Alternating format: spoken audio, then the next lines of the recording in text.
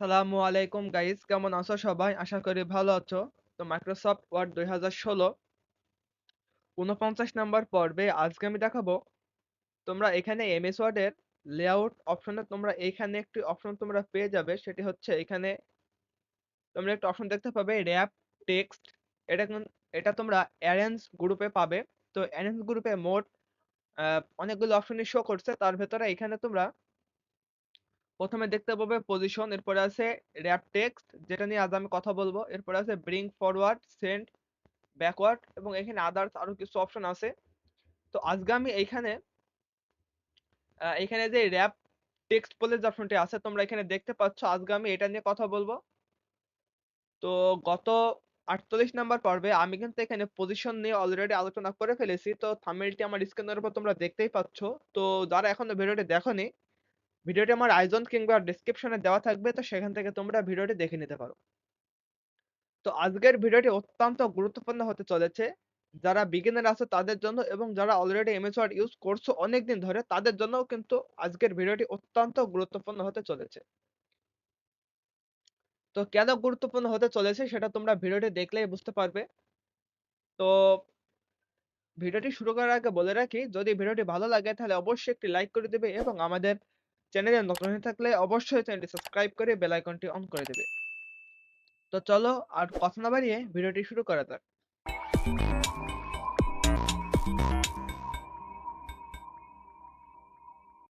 তো প্রথমে তোমরা আমার স্ক্রিনটি দেখতে পাচ্ছ। তো এখান থেকে সবার আগে আমি আমার ইমেজ শটটি ওপেন করে নেব। তো ওপেন করার পরে তোমরা এখানে দেখতেই পাচ্ছ আমার এখানে লেআউট অপশনটা কিন্তু সিলেক্ট হয়ে আছে। তো তোমরা যখন ওপেন করবে তোমাদের এমএস ওয়ার্ডটি, তখন তোমাদের সবারই এখানে হোম অপশনে থাকবে। তো সেক্ষেত্রে কিন্তু তুমি র‍্যাপ টেক্সট কিন্তু খুঁজে পাবে না।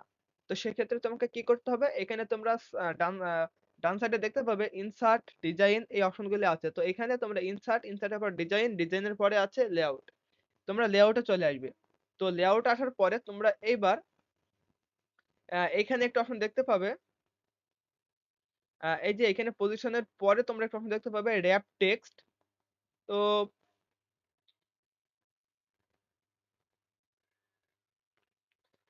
তো র‍্যাপ টেক্সট তোমরা এখানে দেখতেই পাচ্ছ। তো এখানে এবার তোমরা এটা দেখতে পাচ্ছ, এটা কিন্তু ইনভিজিবল অবস্থায় আছে। এটা কিন্তু কাজ করার মতো ফরম্যাটে নাই, এটা ইনভিজিবল ফরম্যাটে আছে। তো কখন এটা ভিজিবল হবে তো সেটাও আমি এখন দেখাবো। তো তার জন্য আমি এখানে সবার আগে আমার ইনসার্ট এ যেয়ে আমার এখানে কুইক পার্টস এ কিছু টেক্সট লেখা আছে। তো সবার আগে আমি আমার টেক্সটটা আমি এখানে ওপেন করে নেব। তো ওপেন করার পরে আমার টেক্সটের মাঝখানে যে ফাঁকা জায়গাগুলো আছে আমি জাস্ট এগুলো আমি ক্রস করে নেব তোমাদের সুবিধার্থে, এবং এখানে আমি যে টেক্সটটা পেয়েছি এটা আমি একটু কপি করব। কপি করার পরে আমি জাস্ট লেখাটা একটু ইনক্রিজ করে নেব। তো আমি এখানে মাউসের পয়েন্টার রাখছি, এরপরে কন্ট্রোল ভি চেপে আমি এইখানে আমি দেখতে পাচ্ছ পুরা আমার পেজটি আছে। এই পুরা পেজটিতে আমি আমার টেক্সট দিয়ে আমি পূরণ করে ফেলেছি। তো তোমাদের অল্প লেখা থাকলেও কোনো সমস্যা নাই। আমি তোমাদের জাস্ট জিনিসটা ভালোভাবে একদম প্রপারলি বোঝানোর জন্য কিন্তু আমি লেখাটা কিন্তু অনেক বেশি করে নিলাম। এরপরে আমি এইখানে চলে যাব। আ ইনসার্টেই থাকবো। থাকার পরে এই যে পিকচার অপশনে যাব। তো পিকচার অপশনে যাওয়ার পরে আমি এখানে অ্যা অনলাইন পিকচার এখানে চলে যাব।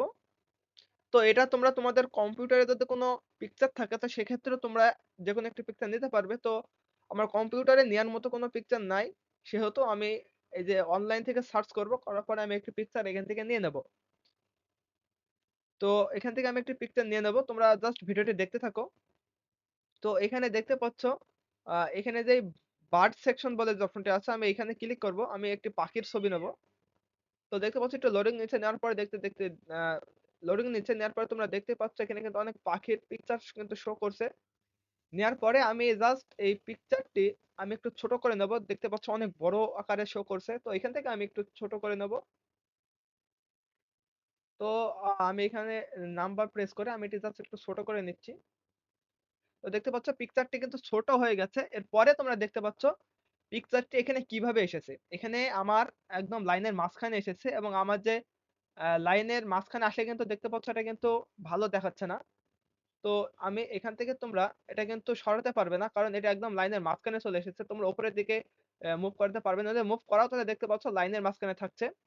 তো এই যে তোমরা এই যে এই অপশনটা দেখতে পাচ্ছ, এখানে তোমরা আ যেকোনো লাইনের ভেতরে তোমরা পিকচারটা নিতে পারবে। তো দেখতে পাচ্ছ, এক্ষেত্রে তোমরা এভাবে নিতে পারছ। তো এখন আমি যদি লেআউট অপশনে চলে যাই, লেআউট অপশনে যাওয়ার পরে এবার তোমরা দেখতে পাচ্ছ আমার যে র‍্যাপ টেক্সট এই যে অপশনটা দেখতে পাচ্ছ, এটা কিন্তু ভিজিবল অবস্থায় চলে এসেছে।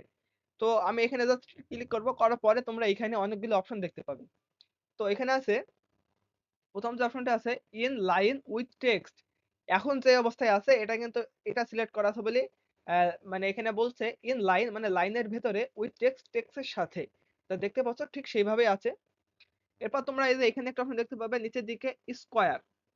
তো আমি যদি এখানে ক্লিক করি, এবার তোমরা গুরুত্বপূর্ণ একটি জিনিস দেখতে পাবে, সেটা হচ্ছে দেখতে পাচ্ছ আমার যে লেখাটি অর্থাৎ আমার যে পিকচারটি এটা কিন্তু আমি যেখানেই মুভ করাই না কেন তার একদম স্কয়ার আকারে কিন্তু এটা চলে এসেছে এবং লেখাগুলি কিন্তু আমার পিকচারের সাথে লেগে যাচ্ছে না অথবা পিকচারের পেছনেও চলে যাচ্ছে না। লেখাটি কিন্তু একদম নিজের পজিশন কিন্তু অটোমেটিক ঠিক হয়ে যাচ্ছে। আমি যদি আমার এখানে রাখি তাহলে দেখতে পাচ্ছ লেখাগুলি কিন্তু এখান থেকে শুরু হচ্ছে। আমার পিকচারের উপরে কিন্তু লেখা আসছে না।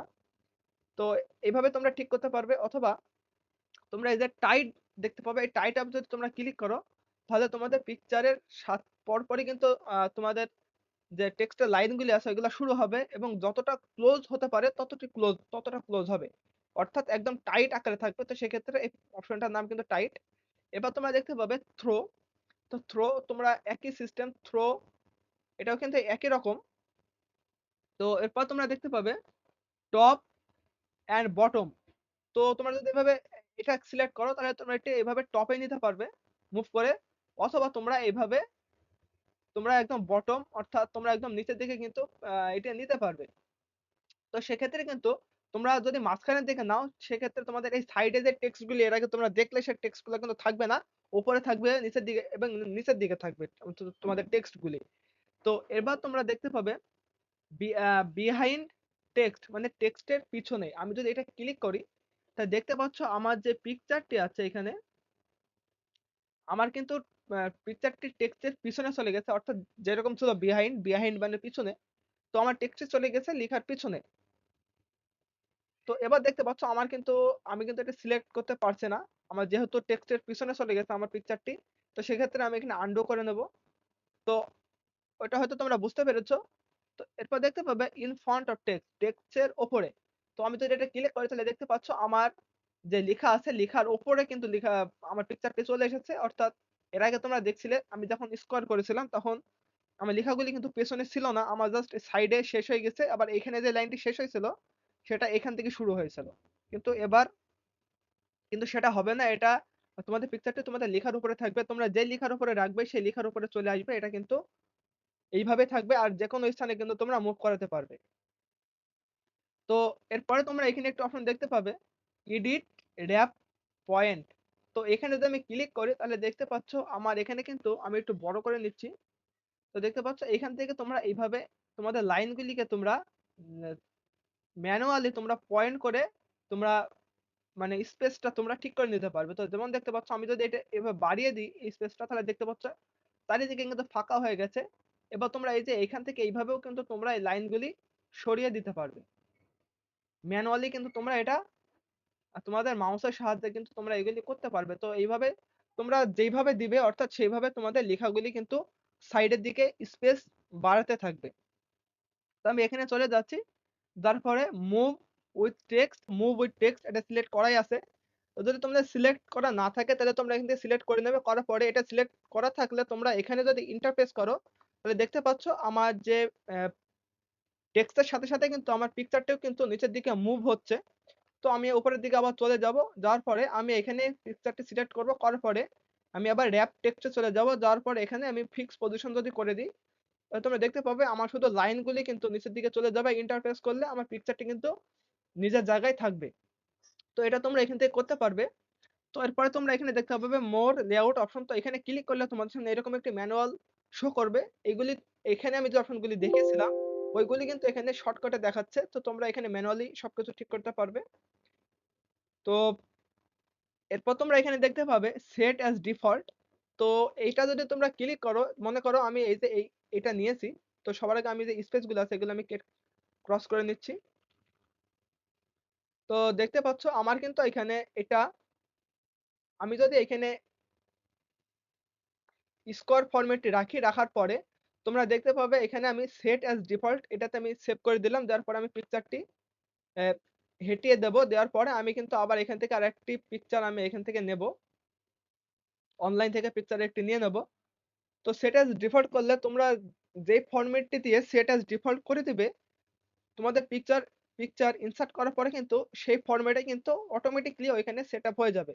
তো যেমন মনে করো আমি এখান থেকে একটি পিকচার নিয়ে নিচ্ছি, অন্য একটি পিকচার। তো দেখতে পাচ্ছ আমি জাস্ট একটু ছোট করে নেব।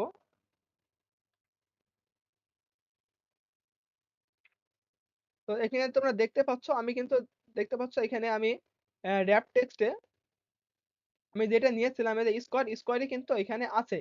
তো তোমরা এটি রাখতে পারবে। তোমরা যদি এখানে যেকোনো একটি ফরমেট তোমরা নিয়ে এখানে সেট অ্যাজ ডিফল্ট করে রাখো, তাহলে কিন্তু যখনই তোমরা পিকচার ইনসার্ট করবে, তো সেই ফরম্যাটেই কিন্তু তোমার পেজের উপরে কিন্তু এটা ইনসার্ট হবে।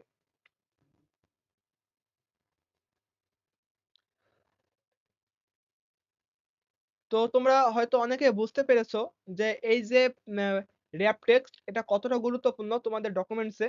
তোমরা যারা অনেকদিন ধরে এমএস ওয়ার্ড ইউজ করছো তারা হয়তো এটা অনেকেই জানতে না আবার অনেকে হয়তো জানতে। তো যারা বিগিনার আছো তাদের জন্য কিন্তু ভিডিওটি অত্যন্ত গুরুত্বপূর্ণ। তো যদি ভিডিওটি ভালো লাগে তাহলে অবশ্যই একটি লাইক করে দিবে এবং আমাদের চ্যানেলে নতুন হয়ে থাকলে অবশ্যই চ্যানেলটি সাবস্ক্রাইব করে বেল আইকনটি অন করে দেবে। আর যদি কোথাও বুঝতে কোনো সমস্যা থাকে তাহলে অবশ্যই কমেন্টের মাধ্যমে জানাবে। তাহলে আমি সেই সমস্যা নিয়ে পরবর্তী কোনো ভিডিওতে আলোচনা করব। তো আবার দেখা হবে অন্য কোনো ভিডিও নিয়ে। সে পর্যন্ত সবাই ভালো থেকো, সুস্থ থেকো। আল্লাহ হাফেজ।